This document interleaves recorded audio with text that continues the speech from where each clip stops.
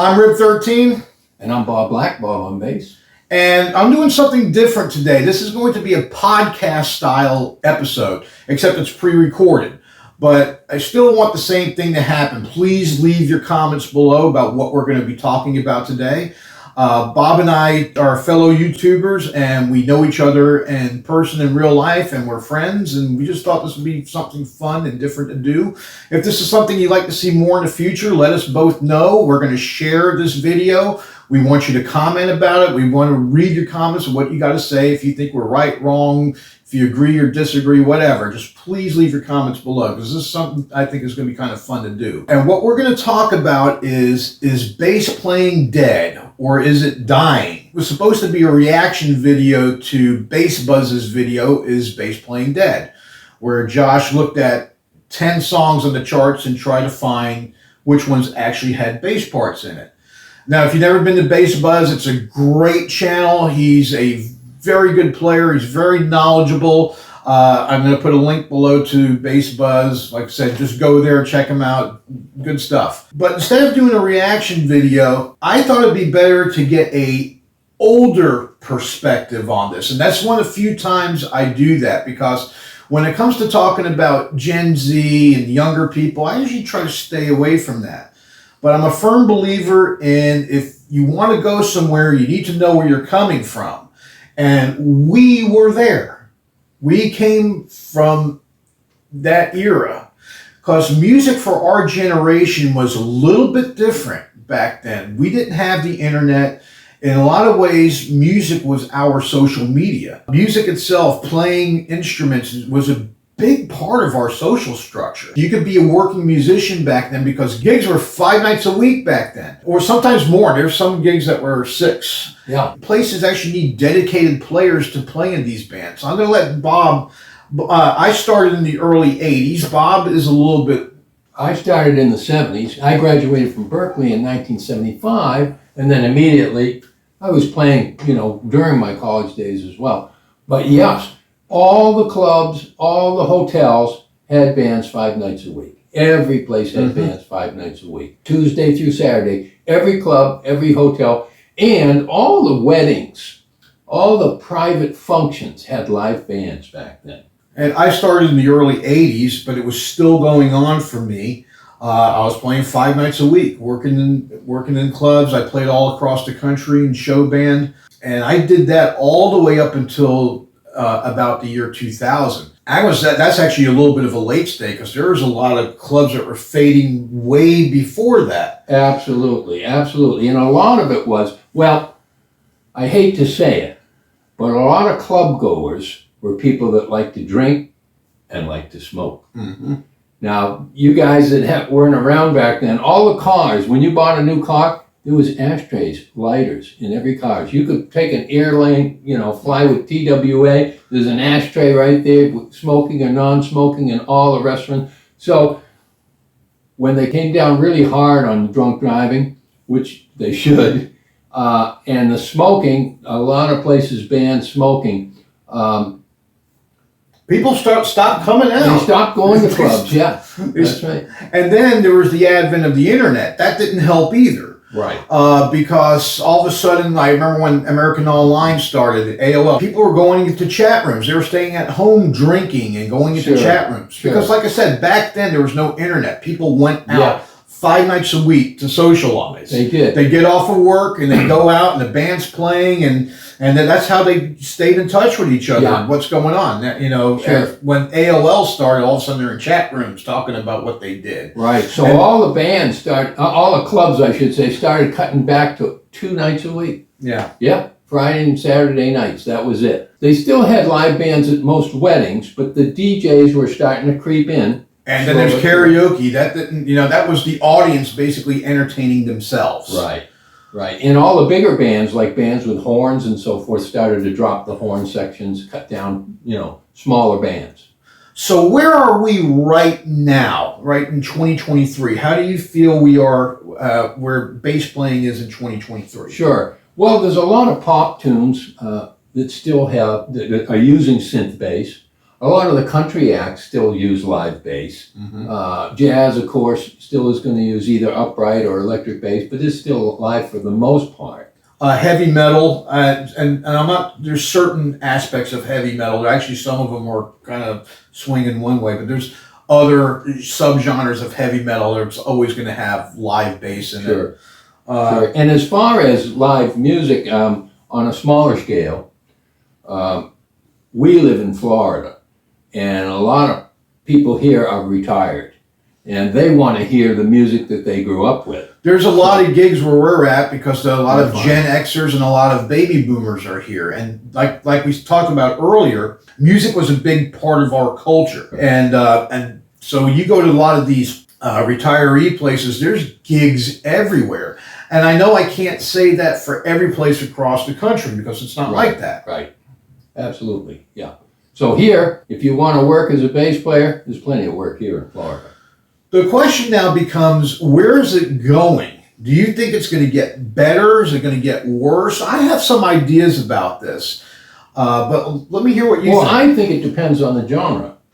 You know, for pop music, top 40 music, you're going to see a lot of synth bass. I mean, already you're seeing a lot of synth bass in that idiom. But I remember that, but in 2010 though, somewhere about the 2010 era, I don't know if you noticed, we had a little bit of a retro trend. Absolutely. And that's not just with bass players. I mean, bass players are kind of throwing away their active basses and getting passive ones and putting flat wounds on them. But it was reflective of the industry. The music that was coming out at the time was like, a lot of John Mayer songs and stuff like that had like vintage sounds across the board, bass, guitar, everything. So it fluctuates.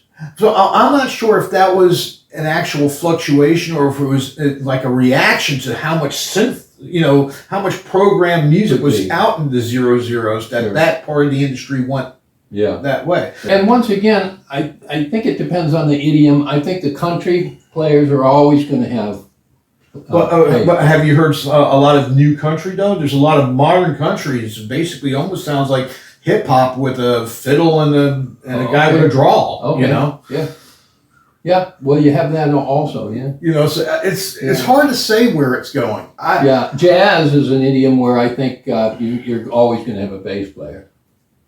Of course, it's not mass appeal, but I think you'll always have a bass player there. Now, in Josh's video, he was talking about a couple songs that sounded like real bass, but they were VSTIs, program bass. And that's a good point you bring up because technology has escalated so fast that it's hard to keep up with all of it. And you can't tell the difference. Now, here's the thing. I've been programming since the 80s. I started a long time ago. I used to get hired to do sessions as a programmer. So I'm very familiar with, and I grew up with the technology. Back in the 2000s, Line 6 put out a bass called the Variax, and I had one briefly. The Variax was supposed to be modeling, and it was supposed to model a jazz bass and a P bass, and it did all these different things. I think that was a premature thing. I think the idea was sound. I don't think the technology was there to do what it wanted to do. Plus, I didn't like the build of the actual instrument itself. I thought for what they were asking for, that I didn't like the build. The instrument wasn't. Sure. But the idea was sound. Be able to dial something. Hey, I need a jazz bass. Hey, I need an alembic. Hey, I need whatever. And you, like I said, they didn't sound like what they were talking about. You definitely got different. It did sound like you had 12 different basses in one instrument. Right. I think we've reached a point now where I think the technology has gotten that. Absolutely. Line 6, if you're watching this, you should try that again using the modern technology and make a better instrument. Same with keyboards and horns now. You can't tell the difference between a keyboard and a live. Yeah, I mean, a lot of guys are even just using like sample packs to do their horn parts, Sure. and that way they're getting that blow where it kind of goes a little sharp and flat, and then come back up, and so it sounds like real horns. I can't tell the difference. Yeah. But what I was saying about before, if I was a young bass player right now, I would embrace everything, including that technology, because you never know. Maybe 20 years from now, if you know how to use VSTIs and programming. If you know how to do that, 20 years from now, it's possible that a bass player that's all going to be integrated. It's not too difficult to envision a future where the entire music industry is one big network. And basses and guitars will just be catching up to what keyboards have been doing for the past 30 years. And that is have the ability to be both an analog instrument and to be able to capture digital information. So you get hired as a bass player to do something, and you lay down your analog parts, but you're also recording your digital information. And you send all that to a producer or whoever. And if they don't like the sound of the bass parts that you intended for it, well, they have the MIDI information that they can load in whatever plugin that they want to use. Does that make any sense? That makes sense. So you can make you'll get hired to do a session because they want the real feel. See, the difference between a VSTI and a player is a player starts imperfect and tries to be perfect. These VSTIs start perfect and they try to not be perfect. There's like I have the Solemn Tones bass, and it has imperfections that you can put in it. If you don't want it so perfect, you put the imperfections in. Gotcha. And as a guy, I know how to use this thing very well. It's still not the same thing as a real player. I wish I could explain what it is. There's a real life So player. if I was a young player, I would embrace all this technology and don't say no to anything at this point. True. Although, there's one thing we haven't talked about yet. Go ahead. You know what it is? Nope. AI. That may eliminate the need for any of us, especially in pop music. I mean, if you've seen some of the things that they can do with AI now, I can imagine what it's going to be like 20 years from now. But that's the thing. I was talking earlier about the live music experience. That's the one thing AI can't do. Is whether or not you know who the band is, there's something about the live music experience that I notice a lot of younger people are even going to, because that's something you can't call up on your phone. It's you ever watch baseball? No. Okay. I'm not a All right. baseball fan. If you watch baseball on TV is one thing, but if you go to the game, it's a whole different experience. Well, music is a lot like that. That's true, and I understand what you're saying. However, I did see an AI thing where they took a John Lennon tune and they finished it. Yeah, I'm Oh familiar. my goodness. You couldn't tell it wasn't John. But what I'm talking about is the actual experience of playing live, going out to see bands. Oh yeah. And I think that's going to change too a little bit as far as what they're doing, because now it's about musicians, I feel like, need to encompass the bigger umbrella of entertainment. People want to be entertained. Sure. We're getting to the point now where, I hate saying this, it's almost becoming okay to overplay for entertainment purposes. Mm-hmm. I might be pushing that, saying that, but...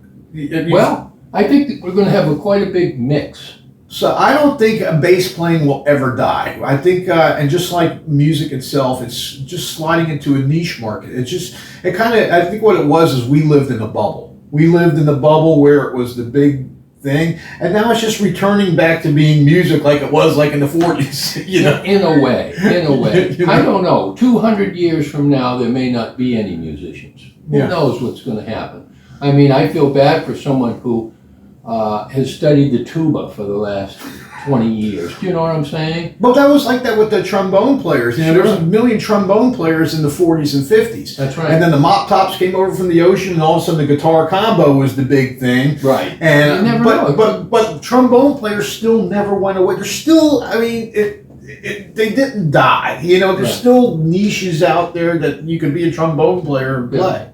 Yeah. So, But to make a good living, right now being a bass player is not a bad way to go. and that's one of the reasons why I got into this whole thing, because you think it's going to be a good career choice in the future? I think it may be, and one of the reasons is a lot of kids coming up, because I teach as well, and a lot of kids coming up. I can't think of any parents that say, "Johnny, I think you should study the bass. It's piano, it's guitar, So bass players are not as common. So if you're a good player, there's still a lot of opportunity, and I think there will be for some time. So let us know what you think. Yes, we're excited to hear what you think. Leave your comments below, and well, of course we read them all. So we're very excited to see what you think about this. I'm Rib13. I'm Bob Black on bass. Thanks for having us, and see you next time. See you next time.